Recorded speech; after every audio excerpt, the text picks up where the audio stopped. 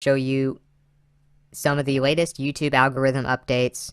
I'm going to explain them a little bit. I'm going to give you 7 YouTube hacks that you can do to increase your views based on how the algorithm is now. So they've done a lot of tests over the last few years as far as testing things with the algorithm and trying to improve YouTube. We had the ad boycott and all that stuff as well. So a lot of channels are actually seeing some worse results over the past 6 months or so because of all this. And so I wanted to show you some of the things I've read about from other channels, some of the things I've learned from my own testing. And one of the first things you need to work on is your click-through percentage. So you can increase your click-through percentage by standing out in search results, standing out on the suggested videos page. When your video gets suggested somewhere, anywhere, you need to have as good of a click-through rate as possible. So the way you do that is you make better, more compelling titles, and you have very, very good thumbnails that have good energy, maybe some bright colors that really stand out and show people what your video is going to cover. So one channel that does a very good job of this is Team Edge. Team Edge has all kinds of videos where they just do all kinds of challenges and just random things that you wouldn't think people would do. And as you can see, they have a lot of energy in their thumbnails. They are very bright colors. They really stand out. They have their logo in the corner. They usually have a picture of somebody doing something kind of funny or about to be in a really crazy situation or something like that. So you can see that they do a very good job with their thumbnails. They're very well done. So you can do that. You can add some text. You might add part of your title into your text or have a few keywords of what you're going to cover in there. Another place you can go to find some good ideas for thumbnails is the trending page on YouTube, because these are the videos getting a lot of coverage in the last few days. So you can see in many cases, some of these are going to really stand out. So you can see this one, to me, stands out. It has some things that he's going to cover in writing, plus kind of shows him thinking about those things that he's going to cover. As you can see, it did very well. It's got over 3 million views. I bet that thumbnail and title has something to do with it. You can see some other ones that might show what they're talking about. They talk about, the girls who's super low maintenance out of the College Humor channel, and then they show someone who's kind of acting like that, and then they have just a little bit of text to kind of illustrate it and show you what you can see. So just things like that can really go a long way, whereas something like this is a little bit weak. It's a little bit, it doesn't stand out much, even though the video's gotten a few 100,000 views. Some of these just don't stand out. There's another one, it has some words on it, but it doesn't stand out much. This one stands out very well. So you want to have some brighter colors. You want to use some great titles as well. Okay, so I showed you a few good thumbnails. As far as titles go, you want to have maybe a list. You want to have maybe how-to videos. Maybe you want to experiment with using all caps in some of your videos titles, like, all caps on the word amazing, or all caps on the word incredible, or funny, or something like that. Or using some exclamation points, or using some brackets to kind of illustrate some different things. Don't do too long of a title. That usually doesn't go as well. You want to be short, sweet, to the point, catchy. And there's a tool that I want to recommend to you for checking your titles. It's called the CoSchedule Headline Analyzer, and you can use that to check your titles and make sure that they're good before you actually use them. It'll give you a letter grade all the way up to like an A+, and all the way down to like an F. And then it'll show you what to work on. So it'll show you what type of title it is. Let's say you do something about an iPhone review. You would click Analyze Now. You may need to sign up if you haven't already, but it is free to sign up, and they'll give you all kinds of access to this tool to where you can test your headlines for your videos. So there's a great tool. There's some great ideas from the trending page. Like I said, Team Edge is one that you might get some ideas from as far as being successful with thumbnails. And of course, you can use, different keywords that are very popular by just searching what your video is about and seeing what pops up next to it. So you want to have the good keywords as well. Another thing you can do is make a new playlist or video daily. So if you want to actually use this to your advantage, you want to use the algorithm to your advantage, one thing you need to do is try and post at least 3 times a week. But another hack to this is to make a new playlist also about 3 times a week. So then you're up to like 6 days a week of doing some sort of update. And those are the two main things that YouTube's algorithm counts as updates: making a playlist and making a video and publishing them. So you can go to your channel here. You can see I'm on my channel page, and I can go to my playlist page. And as you can see, there's all kinds of playlists and stuff like that. So you want to have ideally a few videos. Some of these you can see I haven't filled out yet. I need to work on that. But a lot of these will have, 5, 10, 20, 30 videos in each playlist. And that is a very powerful way to categorize your videos, help them become more likely to be in the suggestions bar for other videos if they go popular. It will help YouTube know what the video is about better, and it can make you a lot more likely to get more views, to get people to watch other videos that you've made if they like one of your other ones. But if you want to create a new playlist, you just click there, click the playlist title, make sure it's public, create it, add videos to it, and then that's about it. If you want to add videos to it, you could just go to your videos page and then add, the videos to that playlist, or you can go to the playlist page itself for that specific playlist. Like if you were to go to the YouTube playlist, you can add videos by clicking the Add Videos button here. So you want to make a playlist or a video if you can every day. So you can schedule videos, like if you don't want to work on weekends, schedule a video for Saturday and Sunday, make a playlist a couple days during the week, post a video at least 3 times a week. Those are the types of things that shows YouTube that you're active, that you're creating fresh content all the time, that you're helping them categorize videos, and you will see more views from that. Another thing you can do is use a lot of relevant tags that other top videos use. So you need to get a tool to do this the best way. vidIQ is a free tool that I recommend because, like I said, it's free. You can get the Chrome extension for it, or the Firefox extension, whatever your browser is. And what it will do, it will show you more information about stuff that's going on YouTube. One thing in particular is tag related stuff. So if I were to go on here and let's say I wanted to make a video about iPhone reviews. So let's say I did the iPhone 7 Plus review. Let's say I wanted to do a video about that. See, vidIQ is over here. It tells you the search volume for the keywords, which is really high, the competition, things that are rising that are related to this, some other top related keywords, and it shows you some of the tags that were used in the videos that are ranking in the top results. So this one's been around for 10 months. It's got 600,000+ views. It's doing pretty well for itself.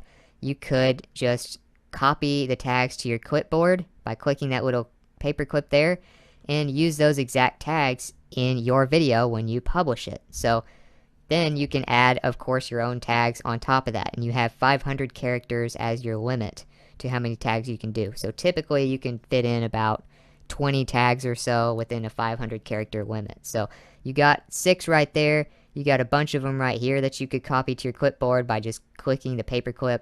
Like I said, all you have to do is have vidIQ. You just create a free account here on vidIQ.com and then get the extension in the browser store, wherever you get extensions for your particular browser. For mine, I'm using Google Chrome, so I got it in the Chrome extension store. And then it displays all this extra information for you. So I would do that. Use the same similar tags of your top videos and other people's top videos that are very related to what you're talking about or what you're doing. Another thing you want to do is eliminate the in-between videos that might not perform very well. So I did an experiment this month. Basically, you may have noticed, but I did some more videos per week than I usually do. So I was about 4 to 5 maybe videos a week before probably closer to 4 videos a week. So about every other day I was on average posting a video. And then for a few weeks this month, I decided to try doing a couple videos a day. So I'm testing like, okay, if I do, a video I know will do very well, and then I'll do another video that covers something else that I want to cover, that I want to talk about, that I think my subscribers would enjoy, but it might be a smaller number of my subscribers that would care because it's a more specific niche topic. Well, it didn't really make a big difference in views or watch time because those in-between videos, as I'm about to show you, did not perform that well. So, for instance, an in-between video, I would post like my regular video around 4 o'clock p.m. I would post my in-between video in the morning. So here's one right here, 10 best places to sell ebooks. Now, as you can see, 49 likes, not one dislike. So people who did watch it clearly enjoyed it, but the problem is not enough people wanted to watch it, and it probably didn't keep people around long enough to get any traction. So as far as I can tell, videos like that one, another one would be how to get more Facebook likes for free. That one barely got 1,000 videos or 1,000 views. This one, the most important YouTube analytic, only got 682 views. It's been out a couple weeks now. It's terrible. Did not do well at all as an in-between video. This one about Etsy only got barely 1,000 views. It just now hit 1,000 views. Now it might rank. It'll help some people who want to do Etsy stuff, but it just doesn't resonate much with most of the people who watch my channel. When you're getting videos like this one, it gets 16,000, this one gets 4,000, this one gets 10,000, 71,000, and you get a video that gets 700, that's not good. And the thing about it is their updated algorithm basically slaps your channel for having a video that doesn't perform well. Now, sometimes you'll defy the odds and you'll have something like this one that still did well even though the one before it did very poorly. But you have to also keep in mind that I posted those in the same day. So if you're posting videos like every other day and you want to do some in-between videos because you want to cover some more niche things that, maybe you're not known for covering, I recommend you stay away from that stuff because their algorithm might hurt you if if like every other video you do doesn't perform very well. So it'll hurt your future videos that are supposed to perform very well. So get rid of in-between videos. Make sure you try to make every video count as much as possible. Also, you need to stop worrying so much about shares and likes. So as you can see, showing you some of these videos here, I have a pretty good like to dislike ratio. I get quite a few comments. I've had a pretty nice increase in comments over the last month or so. But the thing is, that doesn't increase your revenue. It doesn't increase your watch time. Your revenue is based on your total watch time because you make money if you have a monetized channel with ads. You make money from splitting ad revenue with YouTube. So if you make YouTube more money, you make yourself more money. Now, likes do not contribute to that. Comments help. It shows you whether or not people are actually liking what you're putting out. It gives you an idea, hey, I got too many dislikes. I need to stop covering that stuff. But it's not really a big part of how they rank videos anymore. They rank videos more based on watch time and stuff like that now. So you need to pay attention to what videos get lots of watch time and how to increase your total watch time every month. Otherwise, you won't see much progress. You'll either plateau or you'll start going downward. So stop trying to get as many likes as possible or as many, comments and shares as possible, and focus more on just increasing your watch time. People will watch it for a longer period of time if they're interested. It's not something that people can just manipulate like they can with likes, dislikes, and comments and shares. Use cards and in-screen elements to keep people on your YouTube channel. So another thing is how much authority your channel has is another update. Does your channel have people staying on YouTube more than the next channel? Do your videos get people to come back to YouTube that weren't on YouTube previously? Do they attract people to make YouTube money? So another way to keep people on your YouTube channel videos longer is to have them go from video to video.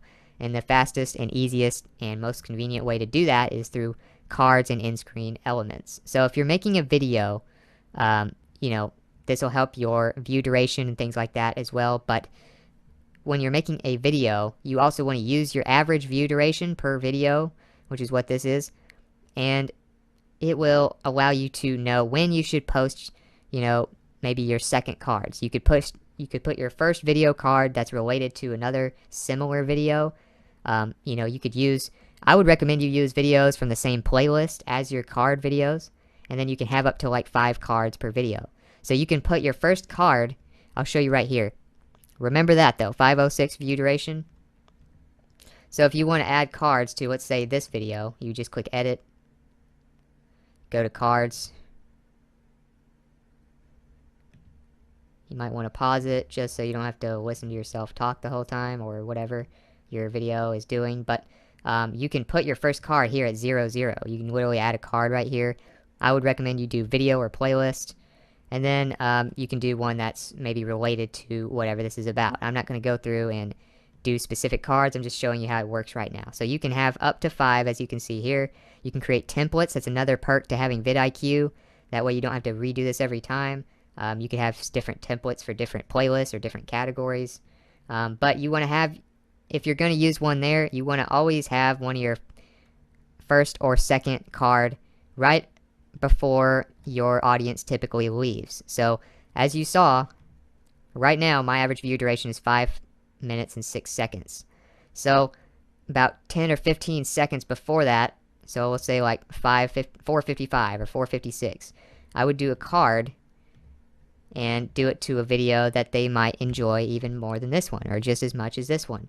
Create a card, puts it there. So if you're wondering when to put cards, you know, you might do it every 5 minutes or so. But you want them to be to related videos. You don't want to keep sending people off of YouTube, because then YouTube won't like you very much because you're not making them much money. So you want to use videos usually that are related, typically in the same playlist and in the same category. And you want to use a video card specifically right before people get to this number, your average view duration. That will help you with cards. If you want to add in-screen and annotations, you would just go there. And the great thing about this is you only have to do it once. So it gets to the end of your video, and then it's usually like the last 20 seconds or so. And this way you don't have to create your own screen and all of that. So you would add element. You want to do your, for instance, if you want to do a video, you want to do your most recent upload. Put that on the left side.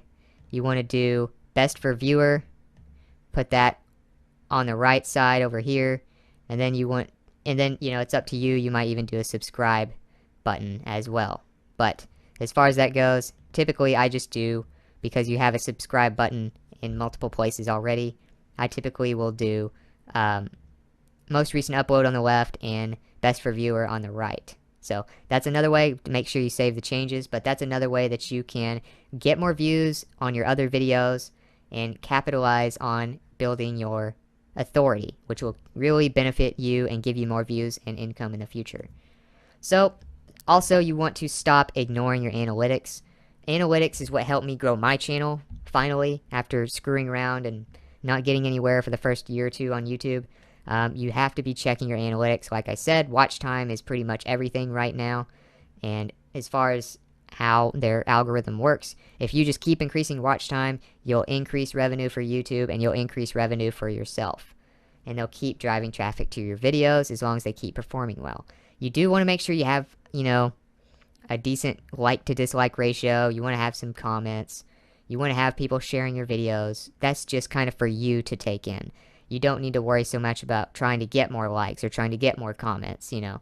Don't stress yourself over that stuff. Make sure your numbers are good for your reference, but as far as the reference to the algorithm, they're going to rank you based on how long people spend on your channel, how long people spend on your videos, and what they do while they're watching your video. And if people come back to YouTube to watch your videos. So, moral of the story is you want to help YouTube make money and they will help you, okay? So if you make YouTube more money, they will help you get more views get more watch time, and get more income. That's basically how this works. If you want to make your channel bulletproof and future proof, then that is the approach to take. Help YouTube make more money. They make money off subscriptions. They make money off of people seeing ads. So the longer you keep people on YouTube, as long as they're still on your channel, you will help yourself make quite a bit of money in the future, and you shouldn't have much of a problem with any kind of decline. So that's it for this video. If you feel like you got something from it, please like and subscribe so I can create more videos like this for you. If you want to let me know what you thought about the video, or some other updates to the algorithm, or some tips that you wanted to add to this, let me know in the comments. I'd love to hear from you. I know the viewers of this video would like to hear from you as well. And also, I'll get the show notes, related content, notes, links, all of that stuff for you on one page at selfmadesuccess.com in the future. And I'll get a link in the description for you there as well. So other than that, I hope you enjoyed the video. I hope it helps, and I hope you have a great day.